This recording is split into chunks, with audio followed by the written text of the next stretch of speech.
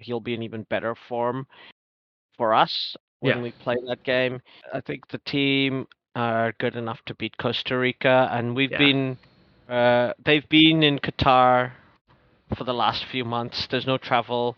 Oh, sorry, Ryan Thomas is also missing with injury too. Right. Yeah, and they get to play two friendlies against Peru and whoever is the team to lose to Peru in the lead Yeah. up to the qualifier as well. So Yeah. They play a friendly against Peru on June the 6th. I'm sure both sides will be playing that with like kid gloves, though. To be fair.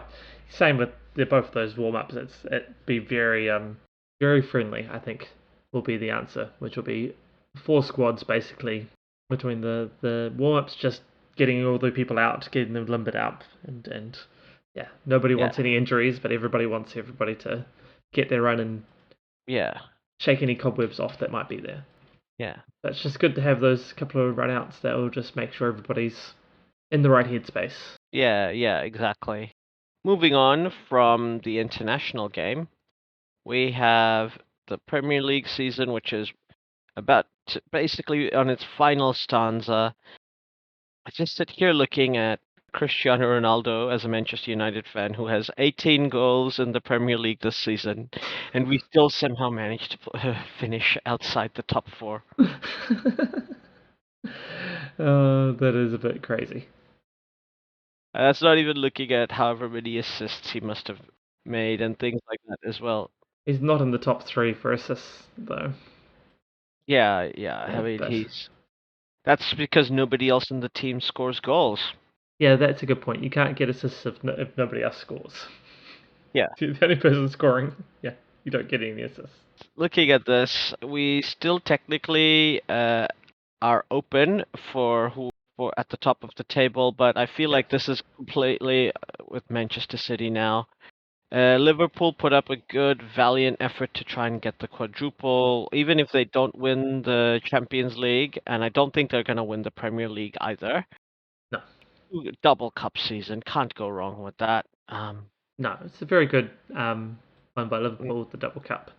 As you say, it seems unlikely that they can pick up the Premier League because most of it is Man City's at home against Aston Villa, and the likelihood of them dropping any points on that is basically none. Yeah, and I mean, if they do draw for some strange unknown reason, that does leave the door slightly ajar for Liverpool. So they win both their remaining games. That would take them to 92, and they don't have the easiest of games. Liverpool though, they got Southampton and Wolves, which should be easy enough for Liverpool, but also too that could possibly be ones where things might go wrong for them as well. So West Ham are still technically within a shot of qualifying for the Europa League spot. At 6th, they're 2 points behind Manchester United. I believe Manchester United have a game. They have a game against Crystal Palace. Yeah, that's their game. And I believe West Ham had a game against Arsenal or someone like that. Brighton. West Ham are playing Brighton. Yeah, no, Arsenal's playing Everton, which they sort of really need that win if they're going to even pretend to make it 4th. But I think we mentioned before the podcast, seems very unlikely since Tottenham's playing Norwich. Yes. Which pretty much should be 3 points for Tottenham. Yeah. Though Spurs are Spurs, so you never know, you're like Arsenal fans.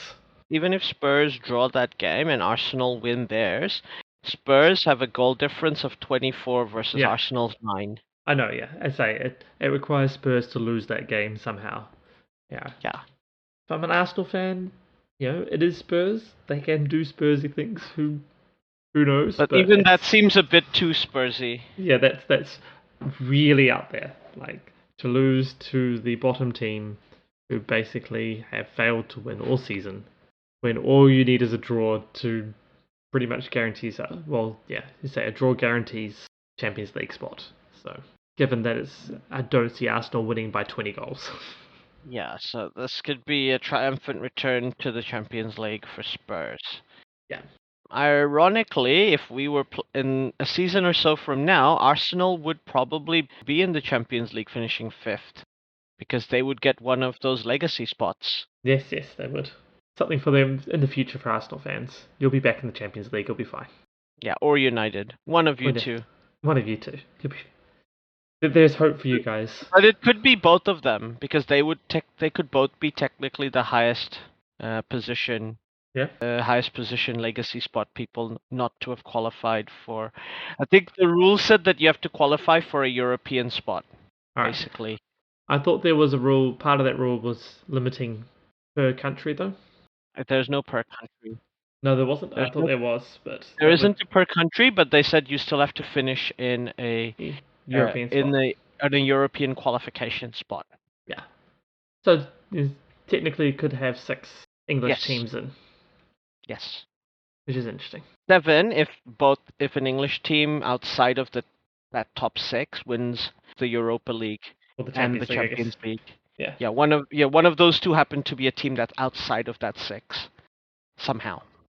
Did you get to 8 then? If you had someone No. win the Europa League and someone win the Champions League that happened to be outside the top 6 or top 7?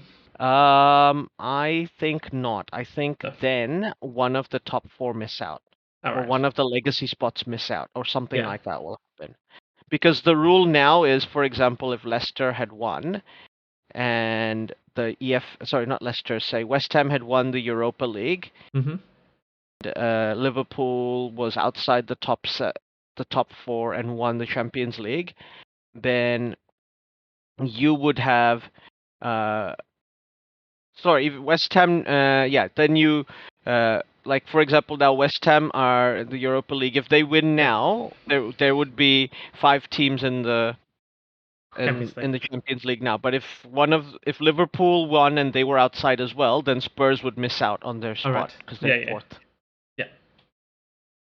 I believe that's how that works. So it's only really the legacy spots that don't conform to the limits per. Yeah. But because the legacy spots are meant to be outside, but I guess it would be because then Spurs would get that legacy spot, right? Because technically they're fourth, they're the highest placed European qualified team that isn't directly qualified. They'd get that so whoever's the lower legacy spot winner would lose out. Yeah, in your scenario, yes, I would think that would be the case, assuming Tottenham counts as a legacy. Which I'm sure they do. But... I think Tottenham are up in the top 20. The English clubs are all very high in the UEFA coefficients. So they would be up there. I like the idea of just ribbing Spurs fans by suggesting they're not. But... Yeah, but this is basically I see how the Super League wanted to have 6 English teams. This is UEFA going, 6 English teams. Oh, did it end up with 6 English teams? What a coincidence. How did that happen? Yes. So, yeah. Because there was a suggestion that, when they first came up with the model, Arsenal, remember last year, didn't even qualify for a Europa League spot. Yeah. Or an EFL spot, so they didn't qualify for Europe at all. And they went, so by the logic, Arsenal would get ahead, and then they went, no, that's not how it worked, because Arsenal didn't qualify for Europe at all, they would miss out. They decided to specifically introduce that rule because Arsenal threw up a thing of we were not even, because there were clubs above them like Spurs and United who would not be playing in the United were in the Champions League, sorry, but Spurs and Leicester who were not in the Europa League, and UEFA went, okay, that's pretty silly. Let's not do that. Yeah, that's probably the smartest bit. Is keep it to you have to have qualified for Europe somehow, some European competition, and then the legacy spot activates. That's just whoever's highest up. Yeah.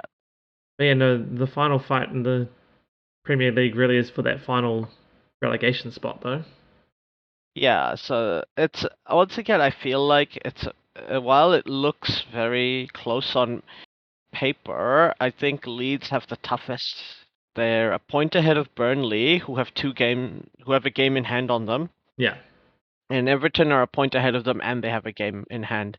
Yeah. And like effectively, if Leeds lose their next game and Burnley draw, that's it. Leeds United are relegated because they have a goal difference of 38 minus 38. Yeah. Um, See, Burnley just really, well, assuming Leeds lose the last game, Burnley need 1 point out of their last 2 games, and yeah. Everton don't need any. Assuming Leeds lose, if Leeds win, then Burnley just needs they need their 1 win and a draw, and Everton just needs a win out of their last 2. And given Everton and Burnley, as looking earlier, their make-up game, they're not particular. So Burnley plays Aston Villa and Everton plays Crystal Palace. And both Aston Villa and Crystal Palace have basically nothing to play for in those games. Yeah. Burnley's probably the harder one for them to get because at least for Aston Villa it's at home. So they're they're playing in front of home fans, so that gives them a little bit. But Crystal Palace is going to Everton, so I sort of feel like that's an Everton win, just like on a platter for them. Yeah, play a team who has nothing to play for and is at your home base with your fans, and you've got everything to play for. Have your win. Yeah. And the win does it enough for them, I think. Yeah, a win in that game, and Everton's safe. Yeah. They don't even have to worry about the last weekend. So that's even more reason that Everton would really focus on that game. Even if Everton draw their next 2 games and Leeds win, Everton are on top of them. Yeah. Are on top of Leeds because their goal difference is nowhere near as bad as Leeds is. Leeds United would have to score 18 goals. Will win by 18 goals in that time. Yeah. Which seems very unlikely. Yeah. So but as I say, that to me because the last weekend's against Arsenal, if I was Everton, I'd be really focusing on the Crystal Palace game and going, that's the most key game. 3 points there, home fans, nothing you have to worry about. Going to the last game against Arsenal with just being able to play Everton football basically, and not have to worry about anything else or any other permutations that might be happening. So, nope, just get your win against Crystal Palace, free up the last weekend. Whilst Burnley, a little bit there, because even if the win against Aston Villa takes them to 37, so a little bit worrying that could lose the last week and Leeds win and get out, and same with the draw. Like, it's still a bit stressful in that last week, but I think you're right. A draw is in their game against Aston Villa is probably going to be enough for them. Yeah. Okay. Leeds are playing Brentford at Brentford, so likelihood of points there for Leeds. I guess once again the only thing going for them is that Brentford don't have a thing to play for, but it is Brentford in this case, which out of the teams where there's nothing to play for, they're playing for pride and playing for a point to prove.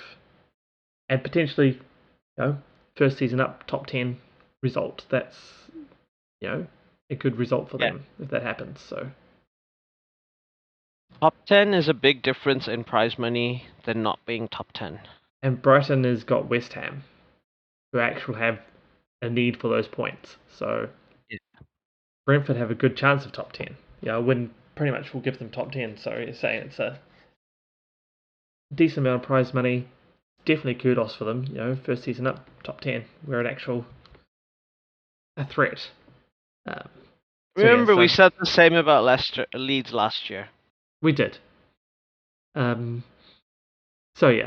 Maybe, but that's next season, right? That's true. That's future Brentford's problem. Exactly, that's future Brentford's problem. That's not for now, man. Come on, living in the future. Let Brentford be Brentford. They can buy that big screen TV on hire purchase. It'll be fine. Yeah, all good. So I think I'd stick with my original prediction that Leeds are going down. And now, moving on from the Premier League, we're going to talk about the promotion into the Premier League. Yeah. One of the most lucrative prizes in world sport. Yeah. So as of now, the 20th of May, we know the finals of the promotion playoffs, which is the richest game in sport. Yeah. So whoever wins this automatically gets, I think, about $120 million, even if they get relegated next season, from TV rights and various things and parachute payments. Yeah. So in the playoffs, we had Luton Town playing Huddersfield Town, and Sheffield United play Nottingham Forest. Yeah. Luton Town are one of the founder members of the Premier League, whom have never played a Premier League game. So it's a bit of. So this was their opportunity to go back. They had been relegated all the way down to the Football League, and now they're back in the Championship. So it's still a great season for them, I think. That is a very good season. Finishing sixth place, they just weren't quite good enough to beat Huddersfield over two legs. They're losing 2-1 on aggregate. And in the next leg, we had a club that was relegated last season from the Premier League, Sheffield United, trying to do the straight back in. Yeah. Not successful, unfortunately, for them. And Nottingham, they go up against two-time European champions and 1979 First Division winners, Nottingham Forest. Yeah. Nottingham Forest have not been in the Premier League since 1999, so it's been a long time for them. They're, well, as we know, European royalty. Yeah. Have won more European Cups than Arsenal, Manchester City, and Spurs combined. So there you go. I was making that point to some friends at work just today, consoling the Arsenal supporter, saying, "Hey, I was pointing out that in a couple of years' time, he'll be able to play Champions League again through the legacy spots." And then I thought, well, maybe not. If Nottingham Forest gets up and they get there, clearly Nottingham Forest have more prestige in the Champions League than Arsenal, so surely they should be higher up the legacy things. They won it twice. So it's only fair. Only fair. The other thing I thought would be good is a little shout out to Escriv. If he's listening, he's a fan from over. He's a Luton Town fan, and he'd gone to watch. So I understand it when he watched his team in the first one. Went to the hometown when played Huddersfield to watch the 1-1 draw, and he was very excited about the possibilities. Unfortunately for him, didn't work out. It wasn't to be, but he a little shout out for him. Because, they nearly got there. Next year, man. Next year. Yeah, next year your eternal rivals Watford are back in the Championship, so that's going to be a match I'm sure you guys will look forward to going to. Yeah. Like I said, Luton Town have been through some rough times, so it's great to see them back in the Championship. And maybe if they ever get back into the Premier League, it will leave Notts County, I believe, as the only founder member of the Premier League to have never played in a Premier League fixture. Right. Yeah. Wow, let's hoping for Luton Town. Yeah. Now, just to look at, before we go into that match between Huddersfield and Nottingham Forest, at the moment everybody's cheering on Nottingham Forest, I think, apart from Huddersfield. They want to see the storied European club come back in, but yeah, Huddersfield's been playing really well in recent years. They've got a good system in there. Nottingham Forest is famous for having a good youth system. I don't know. On their day, I don't know who's going to win this match. I think it's too close to call for me. There was only 2 points separating them on the table. Yeah, that's what I was looking at as well. Like, it's going to be a pretty close game, I think. Yeah, I mean, Fulham and Bournemouth had daylight between the next closest, really. Fulham being a good 6 points ahead of Huddersfield. Yeah. Interesting enough, it looks like Nottingham Forest and Huddersfield have had quite a season together. They have this game, they had their 2 regular league seasons, and they also had an FA Cup tie. The 5th round tie was between Nottingham Forest and Huddersfield, which Nottingham Forest won 2-1. But Huddersfield beat Nottingham Forest in the league when they went to Nottingham Forest, 1-0. And I can't find... so yeah, it's been a bit of a fun season. Oh, there, Nottingham Forest beat Huddersfield 2-0 way back in September at Huddersfield. So yeah, it's been a Fun season for the two of them. They've managed to meet now 4 times. I think Nottingham Forest are ahead by 1 at the moment, but in terms of wins, it's pretty close, really. So yeah, I think you're right. It's a bit hard to see which way this will go. It'll be a very close game.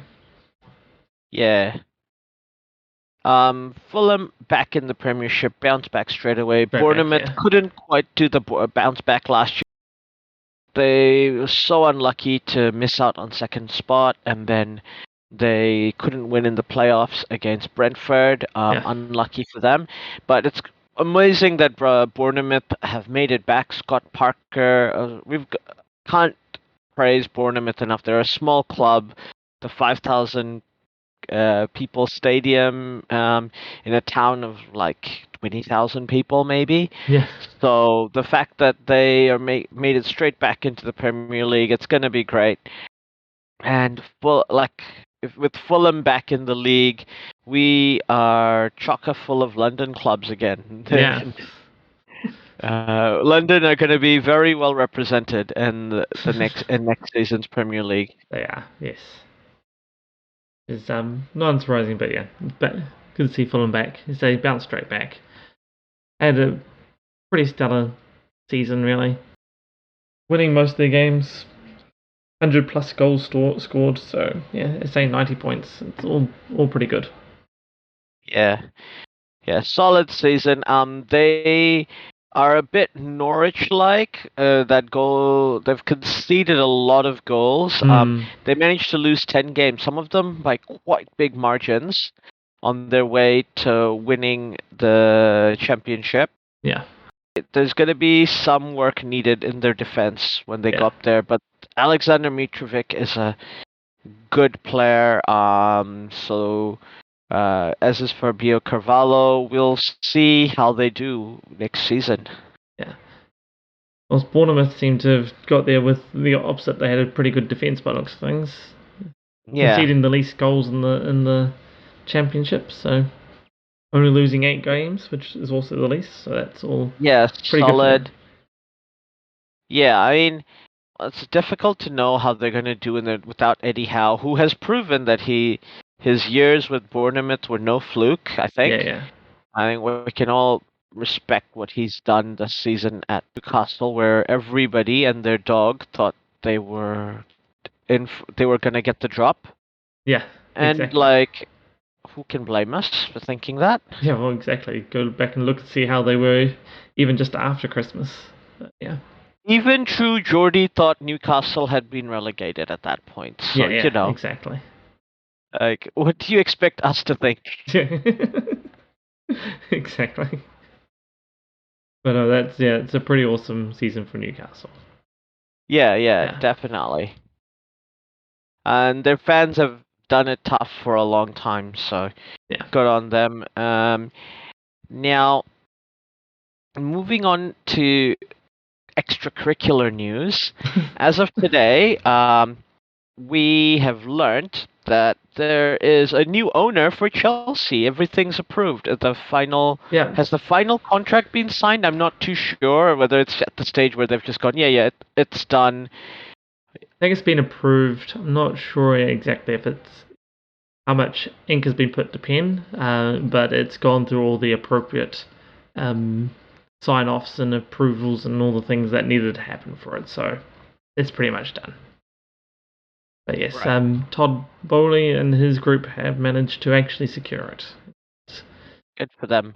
Which is good for Chelsea. It is good for Chelsea. And it definitely gives us it's good that we got it done before the end of the season, which gives some certainty going into the transfer window. So we know we can actually buy and sell players, which is nice, Yeah. Go back to offering contracts to people, it's always useful.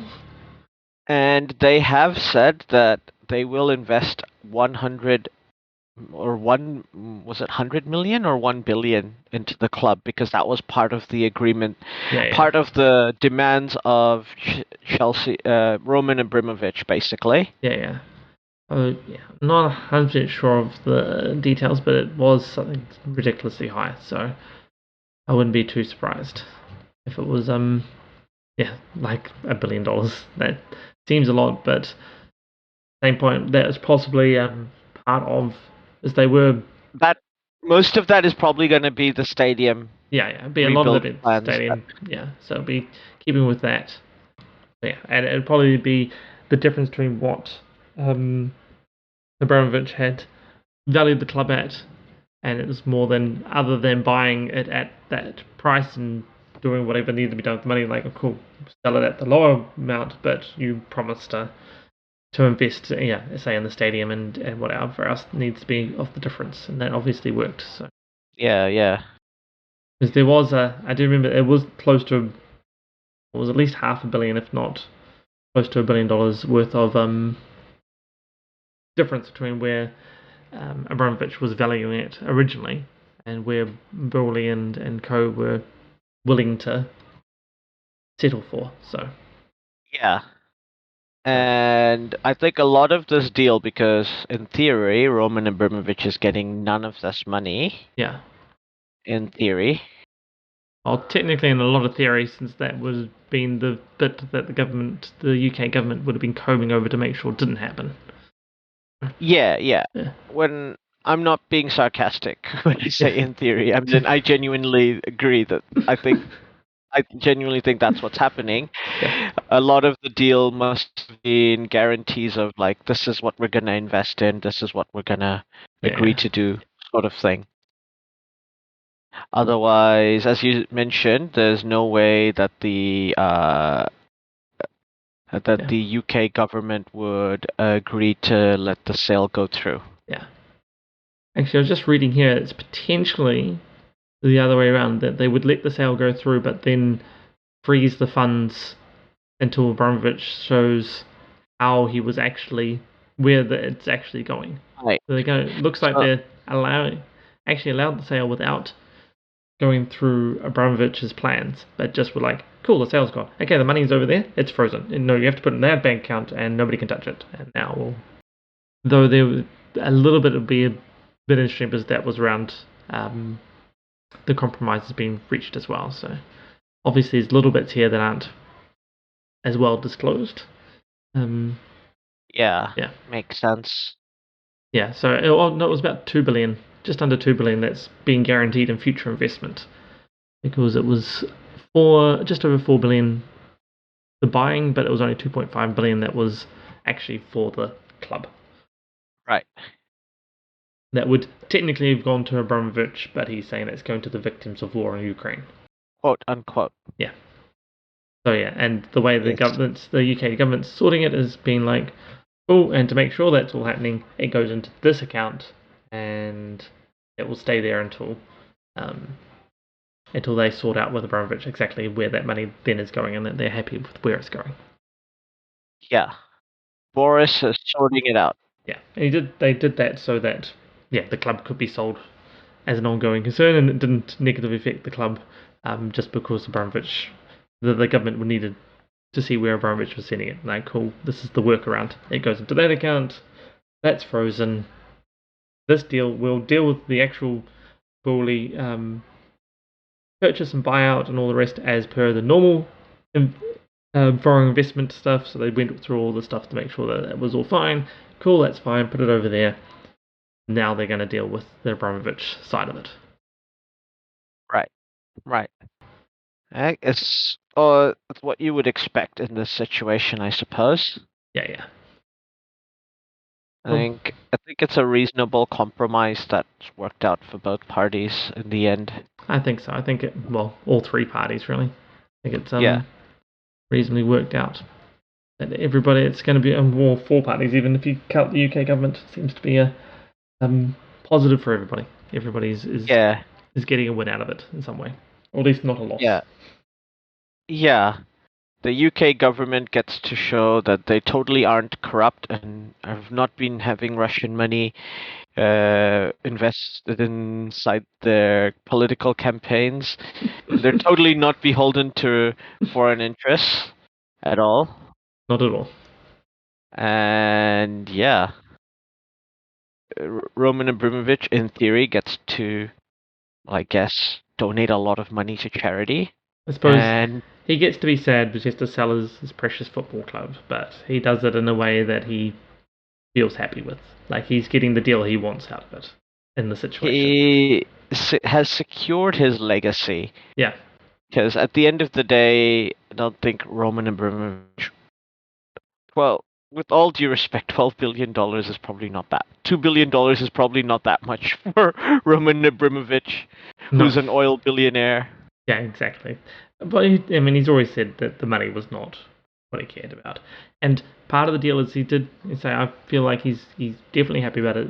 Part of the deal is securing, say, nearly $2 billion worth of investment into the club over the next few years. And that's stadium, that's youth development, that's everything. So, he's made sure that the owners coming in are going to spend money on the club, as part of the deal. Yeah. So that's good. You say the money itself. I mean, technically, bought to him for 2.5. He has a billion. He's doing, but he is wiping off, just cancelling $1.6 billion of debt to him from the club. So, yeah, it's still another nearly $1 billion difference between the two things, which is True. a lot of money. But it's half of what he was technically, in theory, getting if it wasn't for. Hard to say that in the right way, isn't it? Without sounding sarcastic. Yeah. The technicality bits that go to him, which don't really, but half of that he was wiping off anyway. So down to whatever it is, 1.1 billion left over that was technically quote unquote profit. Yeah.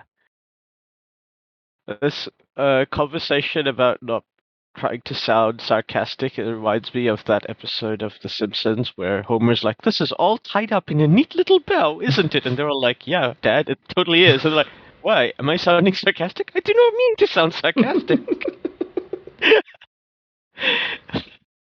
I remember that episode. Yeah, it's hilarious.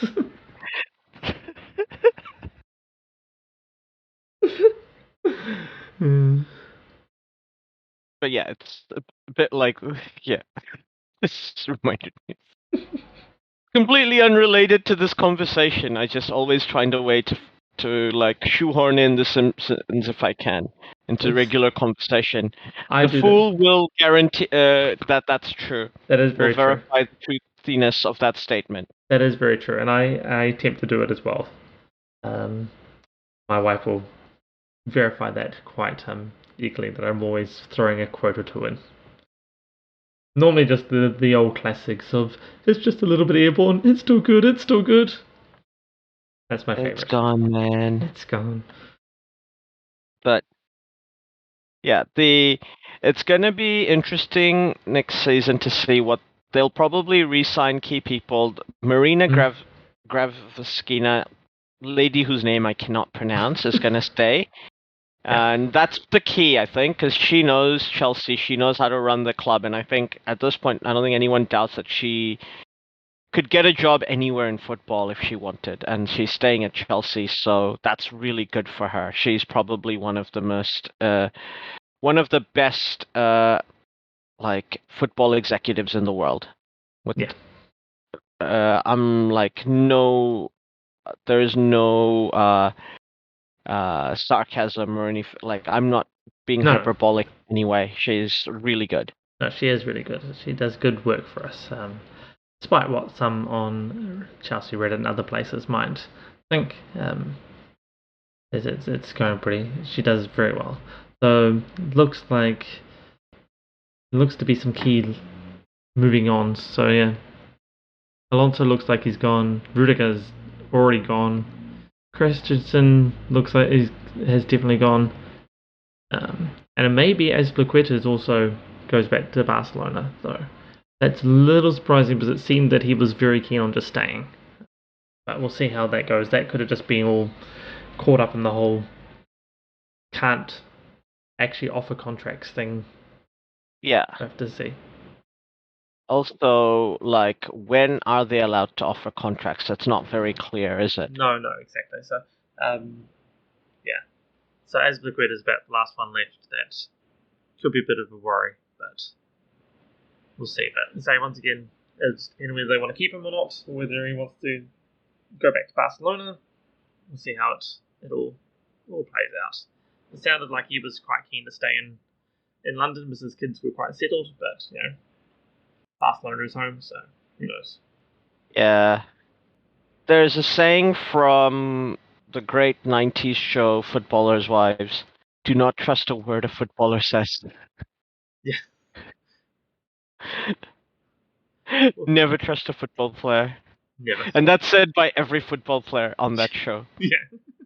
Like, I don't blame SP, whatever he decides to do. If I were a Chelsea fan, he served the club for a long time. He said the right things, but he's always got to look out. Like, it's not like your club will dump you as soon as you're not worth keeping.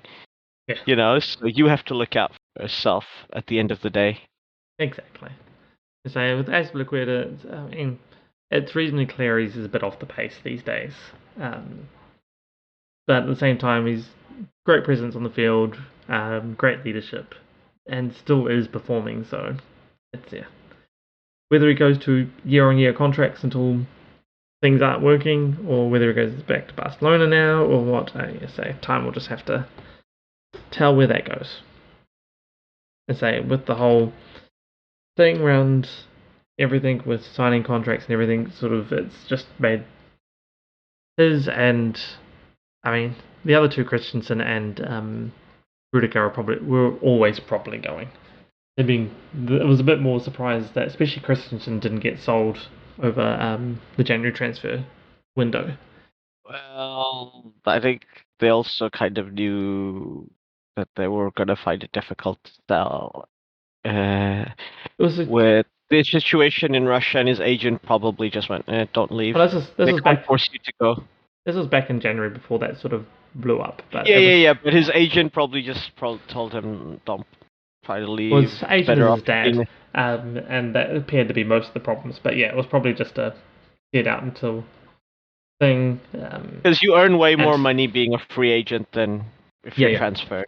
Exactly. Unless they could secure him like a dream transfer to a dream club. And the Chelsea, I don't think, in the end didn't push it because they couldn't confirm or couldn't guarantee getting themselves a replacement. It was better to have Christensen sitting there in the background if they needed an extra defender for whatever reason, for injuries and such like, than to get rid of him and then not get a replacement and be a whole defender down. Yes. I mean, it was some people thought Rudiger should have been sold then as well, but it was clear, like, no, we'll get the season out of him.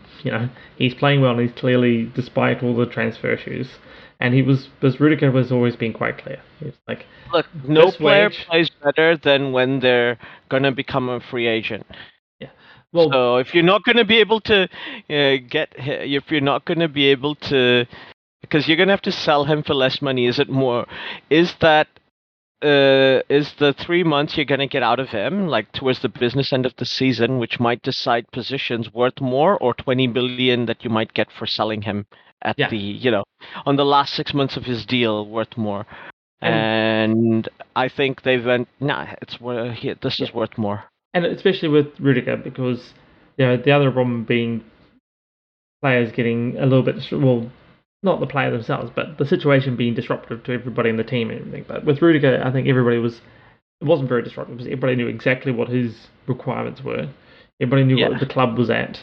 And it was just a case of, well, either they make a deal, and where Rudiger, bottom line of Rudiger is higher than the top line of Chelsea at the moment. So between the two of them, something's got to budge or he's leaving next season. And there were suitors lined up. He went to Real Madrid in the end, but he had Bayern Munich going, maybe. And, Real Madrid was always, sure, I guess. The moment Real Madrid comes in and you're showing even a vague, if you're any footballer worth your salt, even if you're getting like 50 to 60k a week less at another club, you go to Real Madrid, right? Yeah. I'm like, this is not it's a bit of a no-brainer. Yeah. I mean, the Rudiger saga, I thought, just played pretty straight. And the Christensen one was always a bit more, because there was the fact that his agent is his dad, and his dad's being a bit silly, and then they were agreeing to contracts and the negotiations. Yeah, we've got an agreement. Let's get it all drafted up. And then like, oh no, we're not signing that now.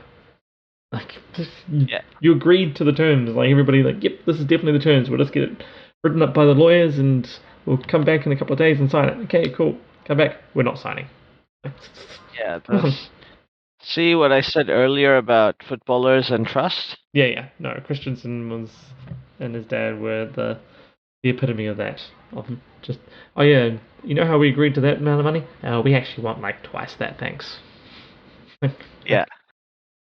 So that was why I was surprised Christensen didn't get sold, because it was a disruptive situation. It wasn't getting any better. It was never going to get resolved. It was like better to get a little bit of money than not. But I guess yeah, as you say, that was just more on their side, and The the footballer side of just Yep. like, I'll just collect my paycheck. Thanks, it's fine. Yeah. And once again, it's what value you get out of it. Yeah, The value of a player who's playing for his best possible deal in free agency versus a player who yeah, has just signed his contract. The level of play is very different, yeah. as a, as a rule. As a rule. You and I are very familiar with this concept Yes. Yes. for reasons we shall not get into. Oh dear. Now, as always, we end all our football podcasts with Mou-Watch. Mou-Watch, Mo. Yeah. So, Jose Mourinho has had an up and down season at Roma, to say the least. Yeah. But he has ended by taking Roma to the European Conference final. This is the fourth club he's taken to a European final, so well done him. Yeah, well done. This is showing He his could European credentials. absolutely, and he does, potentially also showing, he might be the first manager to win the European Conference. Yeah, exactly. That is something to go for, Can always say that. New one, first manager to win it, and Roma can be the first Yeah, club. absolutely. And Roma has never won a European trophy before, so as he has mentioned, as we mentioned in our last podcast that he said last week, he said so he would definitely be keen and up for it. He's always up for it, Yeah. and he has basically said that he successfully made the family in Roma, and he's a family man now. Yeah. Um, The family one. so, yep, the family one indeed. Familiar one. I don't know.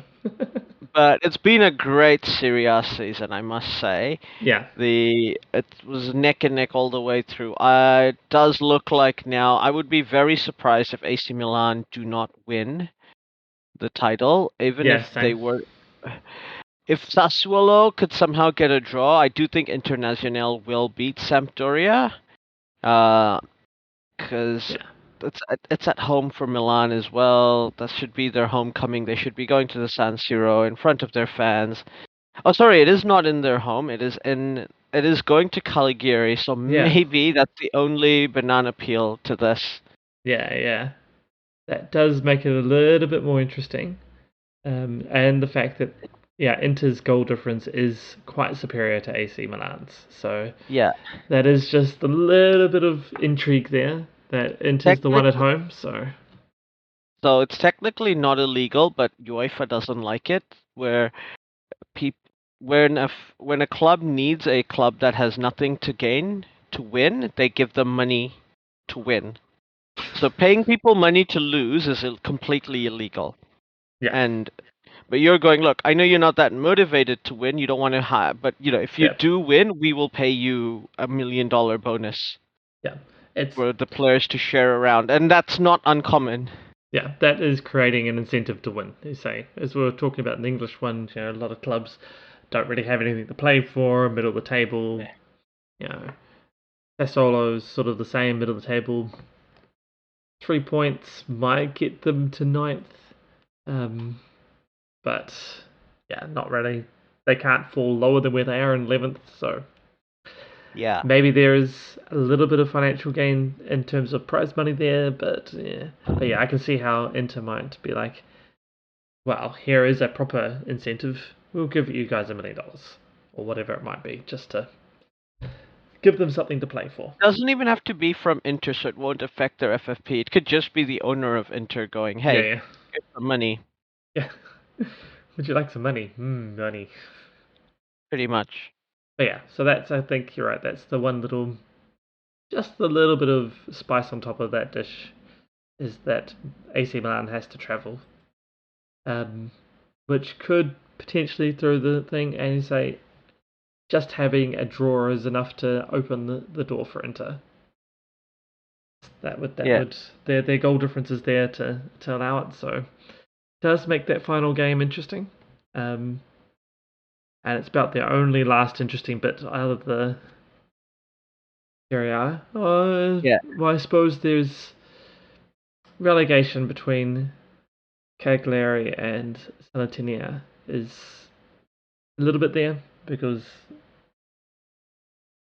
but Yeah. it's not quite Uh, the English Premier Vene- League relegation intrigue. It's yeah. really just Venezia are gone regardless of what yeah. happens to the teams. The top two Genoa's teams had Spezia look like they're okay, and yeah. basically Genoa, Cagliari, and Salernitana are the ones who are playing it out. They're likely Genoa, I'd say, is probably out, though they do have the best goal difference out of the three.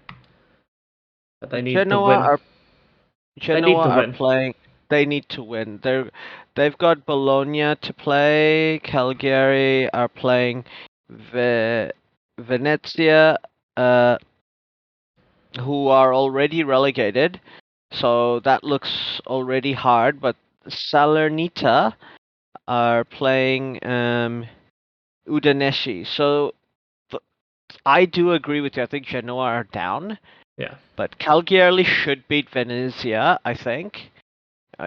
Because at this Yeah. point, Venezia have nothing to Though go Venezia for, did and manage a draw against Roma just recently, so and well yeah, the last game, and they won the game before that. So they've got to the end of the season, pretty much gone and then gone, hey, they beat Bologna. It's like, hey, we'll start winning games now and actually doing something. So who knows yeah, with that last game, but yeah, you would think that Cagliari should get that win, and yeah, Salernitana looks like less likely to get the win, um, which would mean that they would be the ones going down. I do have to point out that one of Uncle Mo's big things that he would have wanted at the beginning of the season, which is to finish ahead of Lazio, he is not gonna get. Looks No, like.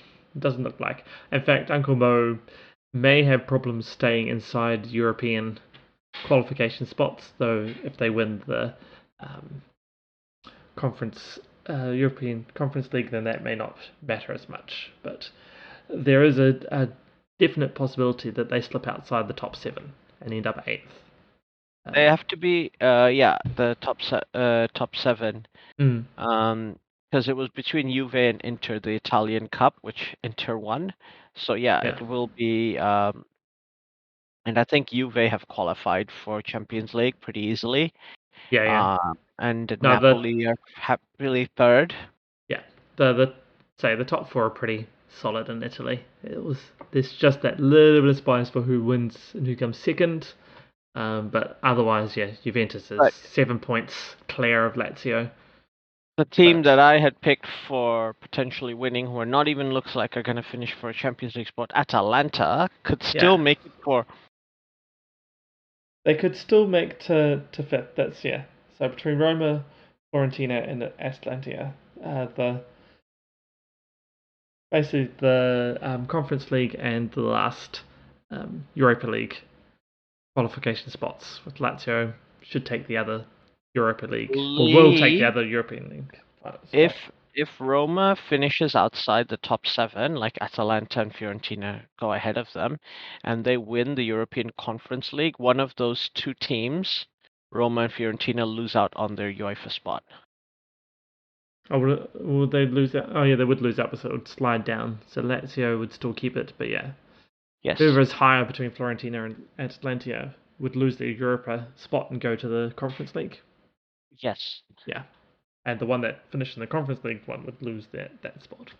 Yes. That is interesting. There is definitely some. So Mo is definitely gonna target that European final, I think, and it's also special for Roma to try and win that. Like, I understand the thinking. Yeah. No, but to me, it is interesting that really the last real bit of drama left in this area this season revolves around Roma and Uncle Mo, and the fact that he's got the Europa conference final, that's like an extra spanner to throw into the works. Like, It's classic Mo. It is classic Mo. It's just like he's got all the options and everything's just revolving around him, even as everything's for Roma is sort of falling apart, and that they've only managed 3 points in the last 5 games. 3 draws, 2 losses. It's like the season where United finished 6th, but Mourinho won the Europa League. Yeah. With United. Exactly. So I don't know if he managed to draw with the bottom place spot after the bottom place spot also got a red card. Like that special stuff there for a out of form Roma and Mo. Well, I think that's all we have time for today. Yeah. Thank you very much for listening, and look forward to hearing us next time. Catch you next time.